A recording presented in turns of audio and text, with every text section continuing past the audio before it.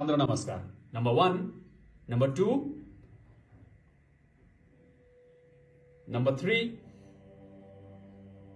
4. तल आउनुस् goddess pose अझै तल अझै अझै अझै अझै अझै गुड 5 हात तन्काइदिनुस् माथि खुट्टा तन्काउने हात तन्काउने गुड 6 त्रिकोणासन नाइस देब्रे साइडको सबै हो 7 पार्श्व उत्तानासन टाउको तल हात पछाडि खुट्टा स्ट्रेट राख्ने गुड त्यसपछि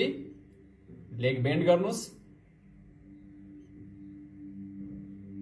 हात नमस्कार मुद्रामा राख्नुस् एंकल तल मिलाउनुस् गुड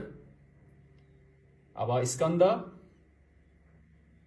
हात तल राख्नुस् देब्रे खुट्टा खोल्ने स्कन्द आसन नाइस तन्क्याउनुस् पुरै गुड अब मालासनमा आउनुस् गुड अब दाहिने खुट्टा खोल्ने सबै दाहिनेतिर अब स्कन्द आसन रिभर्स हुन्छ यहाँबाट गुड घुँडा टेक्दिनुस् दाहिने खुट्टा फोल्ड गर्नुस् नाइस श्वास भर्दै पछाडि गुड अब बिस्तारै शिर झुकाउने पार्श्व उत्तानासन पछाडि खुट्टा छड्के राख्नुस् खुट्टा औँला उठाउने हैन पछाडि खुट्टा तेर्सो हो गुड खुट्टा स्ट्रेट हुनु पर्यो टाउकोले नछोए पनि हुन्छ तल निधारले नछोए पनि हुन्छ ल बिस्तारै हात तल राख्नुस् त्रिकोणासन हो गुड खुट्टा स्ट्रेट राख्नुस् म्याडम खुट्टा स्ट्रेट राख्नुस् अगाडिको खुट्टा पनि बेन्ड भइराछ हो बिस्तारै माथि उठ्नुस् हात तन्क्याउनुस् हो हात स्ट्रेट खोल्नुस् गुड अब गडेस पोजमा जानुस्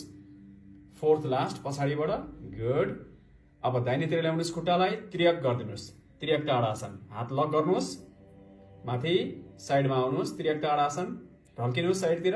हात लक गरेको खोइ हात लक गर्नुस् पहिले हो अब माथि नाइस अब माथि